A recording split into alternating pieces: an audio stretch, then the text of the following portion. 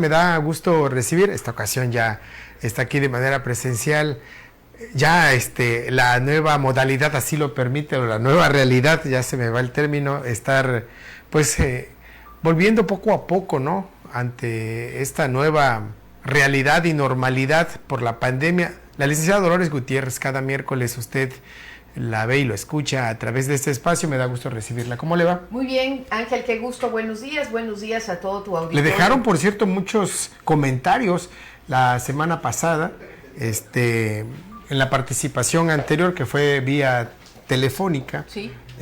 Y bueno, no, fue vía videollamada. Videollamada. ¿No? Bueno, le quería hacer patente estos mensajes del auditorio.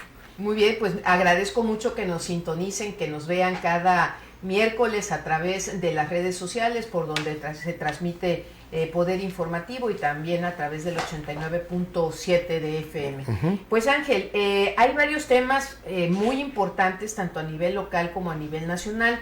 Yo traigo preparado uno que tiene que ver mucho con lo de las comparecencias, pero en lo que estaba en la antesala escuchando el programa, alcancé a escuchar la participación de la comparecencia del secretario de Finanzas el día de ayer, que una diputada de Morena muy insistentemente le decía, oiga, pero no le debemos a Comisión Federal entonces, porque dicen las redes sociales, dicen los medios... Un tema que usted... ¿no? Es correcto. Y bueno, hay que destacar el profesionalismo del secretario de Finanzas, porque obviamente, y hay que decirlo ahora de este lado, cuando van los secretarios en el marco de la glosa, normalmente ellos conocen las preguntas que sobre todo los diputados aliados a el gobierno en turno les van a hacer.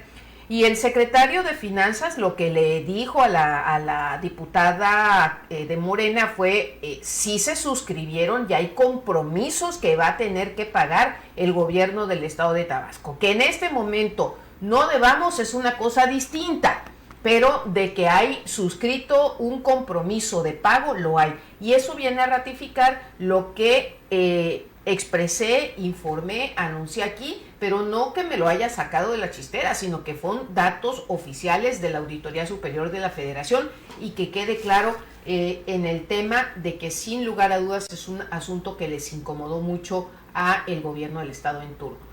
Pasando a otro tema, el lunes que comenzaron las comparecencias estuvo la secretaria de Salud, la doctora Silvia Roldán Fernández, y bueno, obviamente es como era de esperarse, en su comparecencia el tema más recurrente fue el manejo de la pandemia de COVID. Sin embargo, Ángel, quedaron asuntos de salud sin ser presentados por la funcionaria, pero tampoco sin ser cuestionados por los legisladores. Y me refiero a uno porque me zambullí en las estadísticas, que además es un tema que a mí me apasiona, investigar las estadísticas con datos oficiales para que luego no digan que se inventan los comentarios que se hacen aquí en tu programa, que me merece todo el respeto, por cierto. Bueno, pues con datos oficiales que pueden ser consultados, como es el tablero de enfermedades crónicas, Ángel, se precisa que Tabasco tiene más de 65,977 pacientes que tienen problemas de diabetes.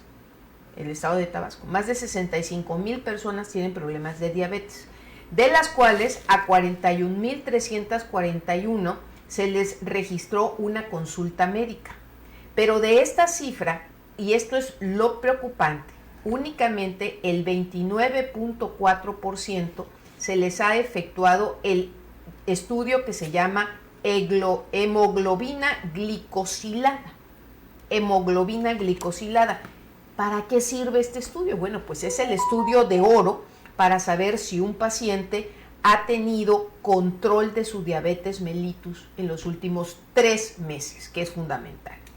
Este 29.4% equivale a 12,154 pacientes, es decir, de 41,343 pacientes de diabetes que en Tabasco han registrado una consulta médica, el sector salud solo ha sido capaz de poderles realizar este estudio, que es oro molido para ellos, para saber la evolución de su diabetes, solo a 12,000 154 pacientes le han podido hacer la prueba. Y únicamente, que sigue siendo muy grave, únicamente de estos 12,000 a 4,059 pacientes, es decir, apenas el 34% tiene controlada su diabetes. Aquí hay un problema gravísimo, hay un problema de salud, porque precisamente la diabetes, como las enfermedades gastrointestinales, son muy presentes, están muy presentes entre la sociedad tabasqueña. Tabasco tiene registrados más de 66,000 pacientes, como los decía, y la Secretaría de Salud únicamente le lleva el control a 4,050 pacientes. 4,050 pacientes. La causa es el desabasto de medicamentos y particularmente del que se llama hemoglobina glicosilada. Ante la falta de este estudio, desde el mes de abril, porque además lo sabe la Secretaría de Salud, ante la falta de este estudio, la Secretaría de Salud en el mes de abril pasado, pretendió subsanar la falta de este medicamento aplicando una prueba que se llama glucosa capilar. Para que ellos saben que el resultado de esta prueba que se llama glucosa capilar no es del todo certero, porque por ejemplo una persona le pueden hacer este estudio en ayunas y puede aparecer que su glucosa está controlada, pero no así como fue la evolución de su enfermedad en los últimos 3 meses, que es la variable que sí te da el estudio de la glucosa, de la hemoglobina glicosilada.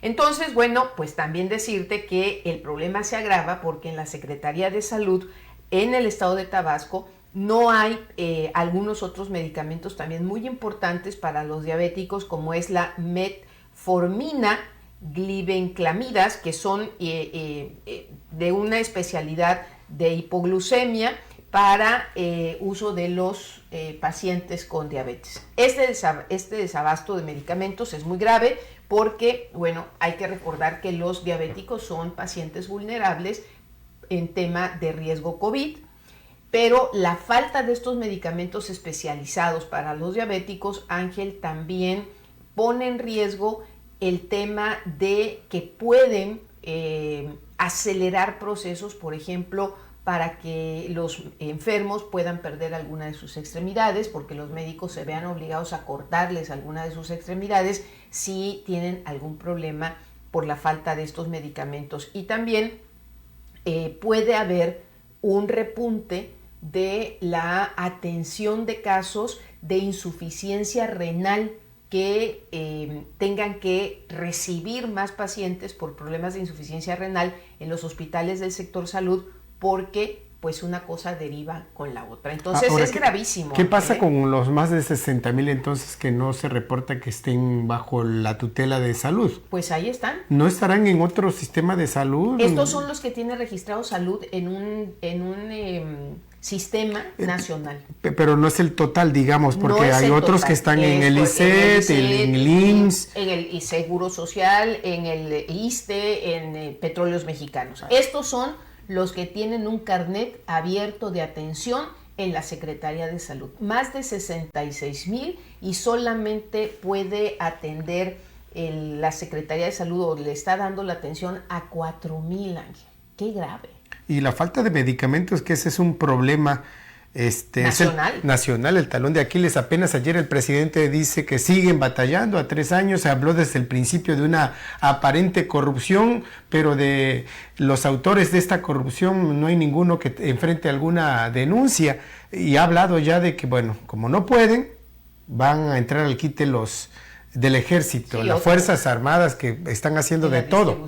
No, y Ángel, mira, creo que se equivocó el gobierno federal, porque se pudo haber hecho indagatorias muy precisas, es decir, tiros de precisión, y alejar de los concursos para la adquisición de medicamentos a aquellas distribuidoras que estuvieran haciendo malas cosas, pero no tenían preparado un plan B, y entonces al no tener preparado un plan B, el caos ha sido gravísimo. Por ejemplo, también ha incurrido en muchos errores de sensibilidad política el gobierno federal en el tema del desabasto de medicamentos.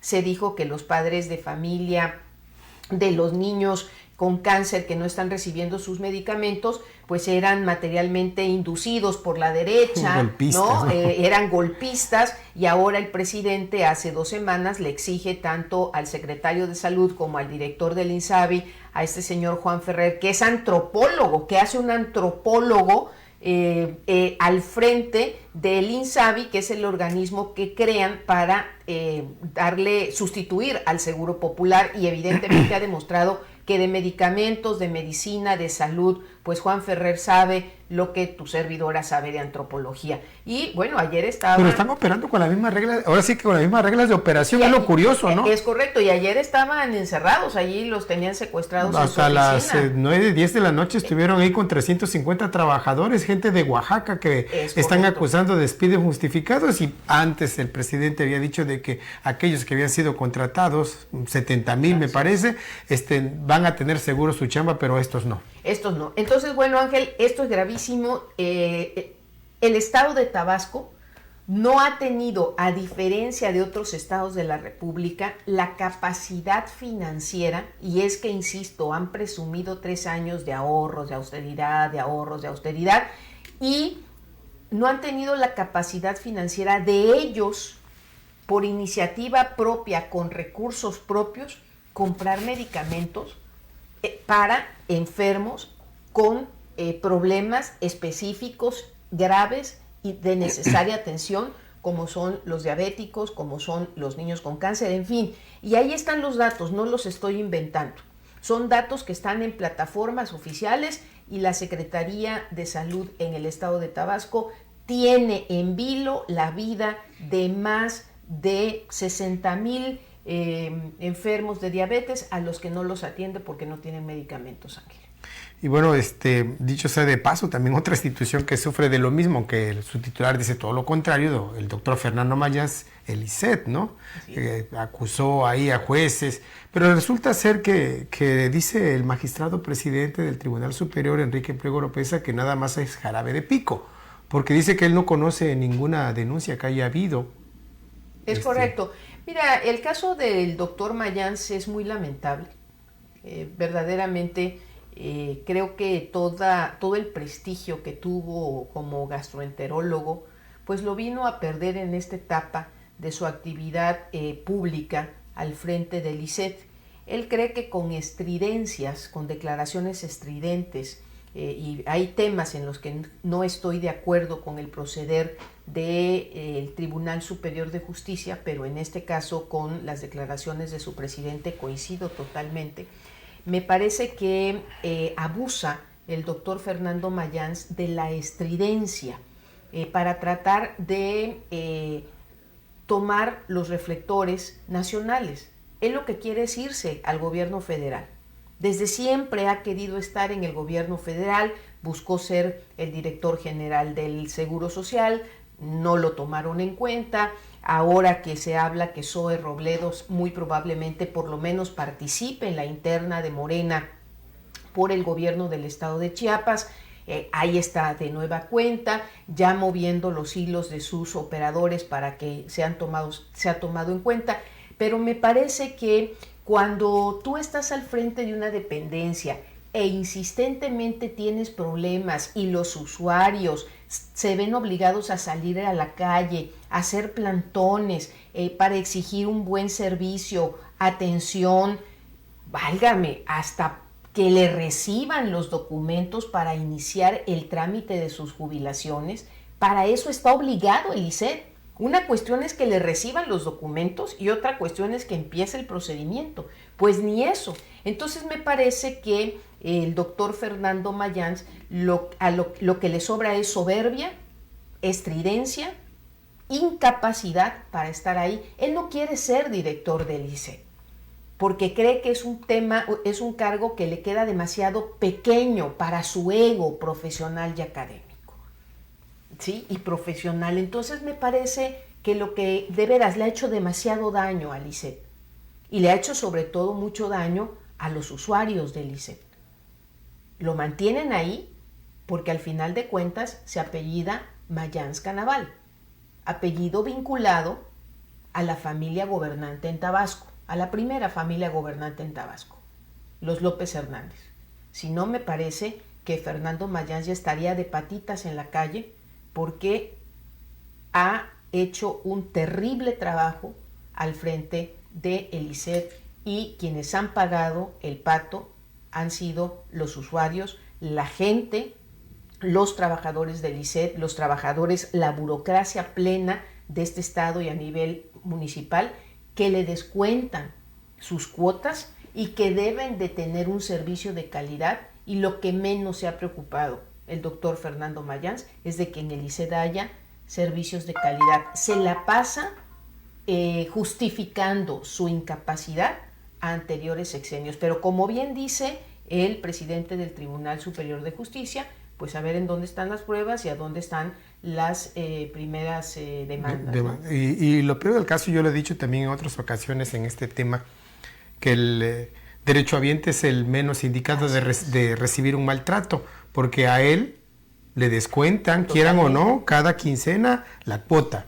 Pero resulta ser que pues ha tomado la decisión de que si usted pertenece, digamos, a un ayuntamiento, X ayuntamiento, y resulta que le debe, pues le niega el servicio. ¿Qué culpa tiene el trabajador? Claro, por eso comento que ahí es en donde uno puede evidenciar que el director del ISET lo que hace es operar con la víscera, ¿sí? O sea, él es un agente incompetente, totalmente incompetente aquí en el ISET, y le está haciendo mucho daño a los trabajadores, al servicio del ISET. Y me parece que tendría el gobernador del estado que tomar una decisión, pero no la va a tomar, porque el gobernador interino pertenece al mismo grupo político con el que está vinculado la familia Mayans Canaval, y entonces los tienen que aguantar de aquí al 2024, ¿no? Entonces, quienes van a pagar el pato son los trabajadores que tienen que ir y que le descuentan, sí, puntual, religiosamente su pago al ISET, y que no están recibiendo. Y luego tienen un organismo, ¿no?, donde es presidido, participa Finanzas y otras instituciones, el ISET, el órgano de gobierno, y ahí es donde pues aparentemente es donde se queda atorado el asunto, que el dinero no acaba de llegar a la institución, y bueno, me parece grave. Pero es una cofradía de amigos, decirle también al... Sí, porque si ahí están, ¿no? O sea, oye, ¿por qué no me has enviado el dinero que le retuviste? El ISET es una cofradía de amigos de Fernando Mayans Canaval. Y podemos citar a varios, que no necesariamente son los mejores perfiles para ocupar los cargos de relevancia que tienen en el ISET. Pero todos se lo permiten, porque al final de cuentas está salvaguardado por apellidarse Mayans Canaval, que es, insisto, un apellido vinculado familiarmente con la familia gobernante en Tabasco, que sigue siendo López Hernández. La comparecencia, ¿cómo la ha visto? Muy light. O sea, algunas cuestiones ahí me parece que sí están tranquilas, ¿no? Mira, el tema de las comparecencias, ese es cuando tuve la oportunidad de ser legisladora, en algún momento se habló, pero bueno, finalmente Morena tiene la mayoría y no se va a avanzar, no se va a poner el reloj legislativo de Tabasco a tiempo, no se va a actualizar mientras estos posibles cambios no le convengan, entre comillas, a los intereses políticos de Morena.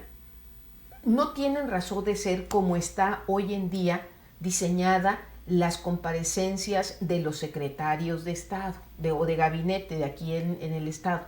Entonces tendría que haber una reingeniería del trabajo legislativo en donde se incluya una mejor participación, una adecuada comparecencia en donde efectivamente se ventilen los temas que nos interesan a los tabasqueños, nos preocupan a los tabasqueños, pero sobre todo que hablen con la verdad, porque no necesariamente, a pesar de que protestan decir la verdad frente a la Constitución de Tabasco, no necesariamente los secretarios lo hacen, y prueba de ello, lo vuelvo a señalar, es el tema que hoy nos ocupa. Porque sería necesario que los secretarios también hablaran con la verdad y dijeran frente a los legisladores: a ver, señores legisladores, tenemos un problema tremendo, el desabasto nos está golpeando, tenemos este asunto con el tema de los diabéticos en Tabasco, o como tuvo que reconocer hace 2 años, casi 3 años, la secretaria de Salud también, que por atender el COVID dejaron de darle seguimiento a las embarazadas. Y esto provocó que en Tabasco aumentara la muerte de mujeres embarazadas. Hay municipios que tienen todavía suspendidos servicios que deberían brindar, mencionar la clínica de displasia, algunos tomógrafos que no sirven, Es correcto. Los asuntos de las citas de gente. A mí me preguntan, ¿ya hay citas? Y todavía no, Mira, sigue siendo COVID todo. Se ha cuestionado mucho a la anterior administración, pero en el tema concreto de la atención a los pacientes de diabetes, te voy a dar datos oficiales que están ahí para que quien quiera suba y los revise en las plataformas. En el sexenio pasado, las jurisdicciones sanitarias de Huimanguillo y de Jalpa de Méndez ocuparon los primeros lugares en calidad de atención a los pacientes diabéticos.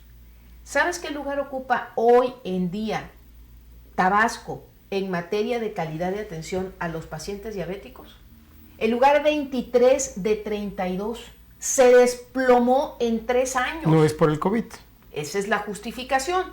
Se desplomó la calidad de atención a los diabéticos en Tabasco por parte de la Secretaría de Salud en 3 años. Estábamos en los primeros lugares nacionales. Hoy ocupamos el lugar 23 de 32.